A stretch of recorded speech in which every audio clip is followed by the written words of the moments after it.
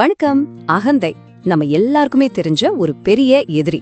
இதை எப்படி ஜெயிக்கிறது, அதுவும் எந்த விதமான சண்டையும் இல்லாம, போர் இல்லாம, புத்திய மட்டும் வச்சு? வாங்க, இன்னைக்கு நாம அப்படி ஒரு சுவாரஸ்யமான கதையை தான் பார்க்க போறோம். நிச்சயமா இந்த கதை நம்ம எல்லாருக்கும் ஒரு முக்கியமான பாடத்தை கத்துக் கொடுக்கும். சரி, கதைக்குள்ள போகலாமா? இந்த கதைய சொன்னது யாருன்னு பாத்தீங்கன்னா, ஆன்மீக குருவான ராமகிருஷ்ணர். ஒரு ரொம்ப புத்திசாலியான ராஜாவுக்கு ஒரு ரொம்பவே விசித்திரமான ஒரு பிரச்சனை வருது. அத அவர் எப்படி சாமர்த்தியமா சரி செஞ்சாருங்கிறது தான் இந்த கதை. அப்படி என்ன பிரச்சனைன்னு கேக்குறீங்களா? அதுதான் தலைக்கேறின அகந்தை. சரி, இந்த கதை எங்க ஆரம்பிக்குதுன்னா, ஒரு பழமையான கோவில்ல. அங்கதான் நம்ம கதையோட முக்கியமான கதாபாத்திரங்களே இருக்காங்க.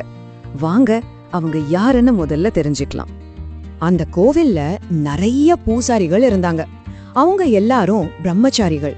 அதனால பாக்குறதுக்கு உடம்புல நல்ல தெம்போட, முகத்துல ஒரு தனி பொலிவோட இருந்தாங்க.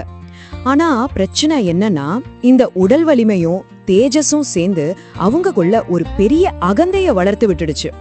நம்மள மாதிரி யாருங்கிற ஒரு தலக்கணம். இப்படி அவங்க தங்களோட அகந்தையில மிதந்துட்டு இருந்த ஒரு நாள்ல அவங்களுக்கு ஒரு எதிர்பாராத சவால் காத்துட்டு இருந்துச்சு. திடீர்னு பாருங்க, கோவில் வாசல்ல குதிரைகள் வந்து நிக்கிற சத்தம், தூசி பறக்க ராஜ வீரர்கள் கம்பீரமா இறங்கி ஒரு முக்கியமான நோக்கத்தோட கோவிலுக்குள்ள வராங்க. நேரா பூசாரிகள் கிட்ட போய் சொல்றாங்க, நாங்க அரண்மனையில இருந்து வர்றோம், மன்னர் உங்களை அவசரமாக பார்க்கணுமாம். இத சொன்னா பூசாரிகள் உடனே கிளம்பிடுவாங்கன்னா அந்த வீரர்கள் நினைச்சாங்க. ஏன்னா அது ராஜ கட்டளை இல்லையா? ஆனா அந்த அகந்த பிடிச்ச பூசாரிகள் என்ன பதில் சொன்னாங்க தெரியுமா? மன்னர் எங்களை பார்க்கணுமா? அப்போ அவரை எங்க வர சொல்லுங்க. பாருங்க எவ்வளவு திமிர், அரச கட்டளைய துச்சமா மதிக்கிறாங்க. இத கேட்ட வீரர்களுக்கு ஒரு நிமிஷம் ஒண்ணுமே புரியல.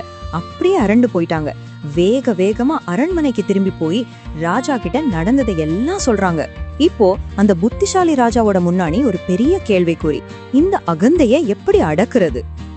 வேற யாராவது ராஜாவா இருந்திருந்தா உடனே கோபப்பட்டு படைய அனுப்பியிருப்பாங்க. ஆனா நம்ம ராஜா அப்படி செய்யல. அதுக்கு பதிலா ரொம்ப அமைதியா தன்னோட அமைச்சர்கள் எல்லாம் கூப்பிட்டு ஒரு ஆலோசனை பண்றாரு. இந்த பிரச்சனைக்கு ஒரு புத்திசாலித்தனமான தீர்வு வேணும்னு முடிவு பண்றாங்க. யோசிச்சு பாருங்க, வலிமையால ஜெயிக்க முடியாத இந்த அகந்தைய வேற எப்படிதான் அடக்க முடியும்? இதுதான் அந்த ராஜா முன்னாடி இருந்த பெரிய புதிர். சரி, ராஜாவோட அந்த ரகசிய திட்டம் இப்போ செயல்படுத்தப்படுது. அதுக்கப்புறம் அந்த கோவில நடந்ததெல்லாம் ஒரு மேஜிக் மாதிரி. வாங்க, என்னதான் நடந்துச்சுன்னு பாக்கலாம். என்ன ஆச்சரியம் இது! கொஞ்ச நாள்லயே ராஜாதான் எங்களை பார்க்க வரணும் ஆணவமா சொன்ன அதே பூசாரிகள் இப்போ தாங்களே வரிசையில நின்னு ராஜாவை பார்க்க அரண்மனைக்கு வராங்க. பாத்தீங்களா அந்த மாற்றத்தை? முன்னாடி இருந்த திமிரும் பெருமையும் இருந்த இடத்துல இப்போ பணிவும் உதவி கேக்குற குணமும் வந்துருச்சு. அந்த அகந்தையெல்லாம் காத்துல கரைஞ்சு போச்சு. ஆனா இது எப்படி சாத்தியமாச்சு? அவங்களோட கோரிக்கைகளும் மொத்தமா மாறி போச்சு. இப்ப அவங்க பேசுறது கோவில் பத்தி இல்ல. மகாராஜா, எங்களுக்கு உங்க உதவி வேணும், நாங்க வீடு கட்டணும், குடும்ப விழாக்கள் நடத்தணும், எங்களுக்கு அருள் புரியுங்க அப்படின்னு கேட்க ஆரம்பிச்சிட்டாங்க. சரி, இப்போ அந்த பெரிய ரகசியத்தை உடைக்கிற நேரம் வந்துருச்சு. இந்த நம்பவே முடியாத மாற்றத்துக்கு காரணம் என்ன? ராஜா அப்படி என்னதான் செஞ்சாரு? அவரோட திட்டம் நீங்க கற்பனை செஞ்சு பார்க்க முடியாத அளவுக்கு ரொம்ப ரொம்ப சிம்பிளான ஒண்ணு. ராஜாவோட திட்டம் என்ன தெரியுமா? அவர் அந்த பூசாரிகள் எல்லாருக்கும் கல்யாணம் பண்ணி வச்சிட்டார். ஆமா, நீங்க கேட்டது சரிதான். அவ்வளவுதான்.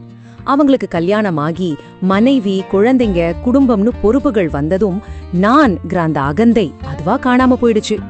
அப்போ இந்த கதை மூலியமா நாம ஒரு முக்கியமான விஷயத்த புரிஞ்சுக்கலாம். குடும்ப வாழ்க்கைங்கிற உலக பற்றுதல்கள் வந்த உடனே அவங்களோட அந்த ஆன்மீக அகந்த காணாம போயிடுச்சு. இதுதான் பாருங்க, உலக வாழ்க்கையோட பொறுப்புகளுக்கும் எல்லாத்தையும் துறந்து வாழ்ற துறவற வாழ்க்கைக்கும் உள்ள பெரிய வித்தியாசம். இந்த கதை துறவை பத்தி இன்னும் கொஞ்சம் ஆழமா யோசிக்க வைக்குது. பெரியவங்க சொல்ற மாதிரி துறவுல பல வகை இருக்கு. சிலர் மத நம்பிக்கைகளுக்காக துறப்பாங்க, சிலர் அதிகாரம், வெற்றிக்காக சில விஷயங்களை விடுவாங்க, இன்னும் சிலர் பணத்துக்காக சில விஷயங்களை துறப்பாங்க. அந்த பூசாரிகளை பொறுத்த வரைக்கும் அவங்களோட பிரம்மச்சரியம்ங்கிறது ஒரு விதமான அதிகாரம் மாதிரி இருந்துச்சு. அதுதான் அவங்க அகந்தைக்கு காரணம். கடைசியா இந்த கதை நம்ம எல்லாரையும் ஒரு கேள்வி கேட்க வைக்குது. நம்ம வாழ்க்கையில இருக்கிற பந்தங்கள், உறவுகள், பொறுப்புகள் இதெல்லாம் தான் நாம யாருங்கிறது தீர்மானிக்குதா? அதாவது அகங்கைங்கிறது பெரும்பாலும் பொறுப்புகள் இல்லாததால வருது. ஆனா பணிவு, அது நம்ம மத்தவங்க மேல அக்கறை காட்டும் போது, நமக்கு பொறுப்புகள் வரும்போது தானா வந்துடுது. நீங்க என்ன நினைக்கிறீங்க?